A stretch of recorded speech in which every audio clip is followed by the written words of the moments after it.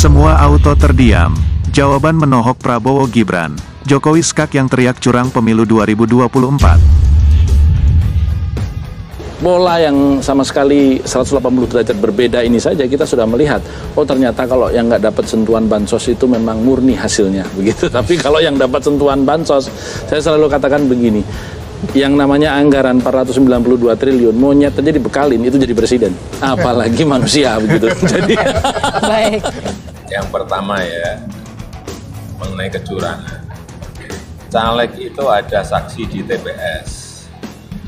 Partai ada saksi di TPS, capres, cawapres, kandidat ada saksi di TPS. Di TPS ada Bawaslu, aparat juga ada di sana. Terbuka untuk diambil gambarnya. Saya kira pengawasan yang berlapis-lapis seperti ini akan menghilangkan adanya kecurangan. Tapi kalau memang ada betul, ada mekanisme untuk ke Bawaslu, mekanisme nanti persidangan di MK, saya kira sudah diatur semuanya kok. Jadi janganlah teriak-teriak curang. Ada bukti langsung bawa ke Bawaslu, ada bukti bawa ke MK. Ya. Yang kalah selalu mengatakan ada kecurangan. Itu selalu muncul setiap pemilu, siapapun pemenangnya. Dan saya kira kalau modus semacam itu bisa menimpa siapa saja. Baik. Okay. Buktinya tadi di coblosan itu ada juga yang sudah tercoblos 03, tidak semua 02. Okay. Kemudian di Malaysia juga muncul semangat-semangat seperti itu di luar negeri. Di Jepang juga sama. Yang diuntungkan juga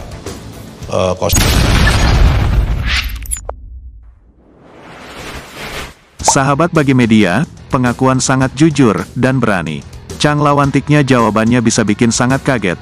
Tonton video ini sampai selesai, karena akan ada kejutan nantinya. Calon Presiden nomor 02 Prabowo Subianto menyatakan bahwa ia tidak mempermasalahkan tuduhan kecurangan yang dialamatkan kepada pasangan calon presiden dan wakil presiden nomor urut 02.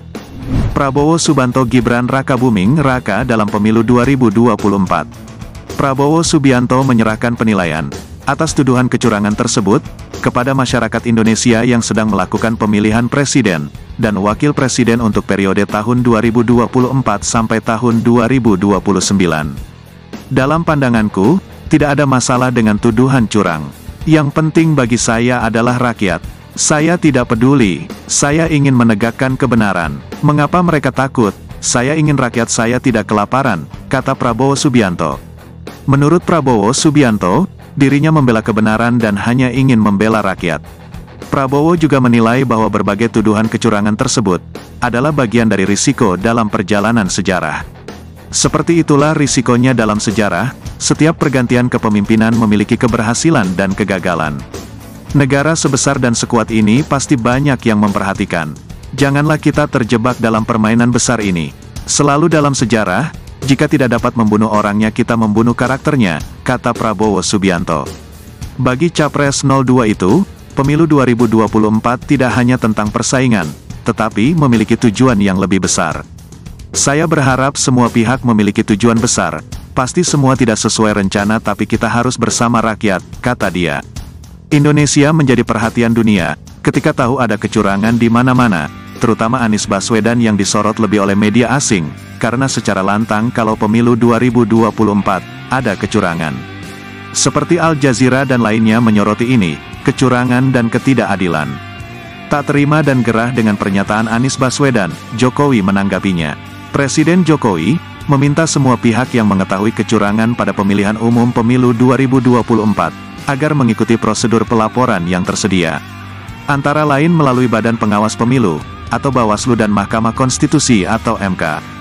Seandainya tidak bisa terselesaikan, kata Jokowi ada prosedur mengajukan gugatan ke Mahkamah Konstitusi MK. Sahabat bagi media, jadi bagaimana menurut kalian? Silakan komen di kolom komentar. Merdekalah Indonesia seutuhnya, merdeka.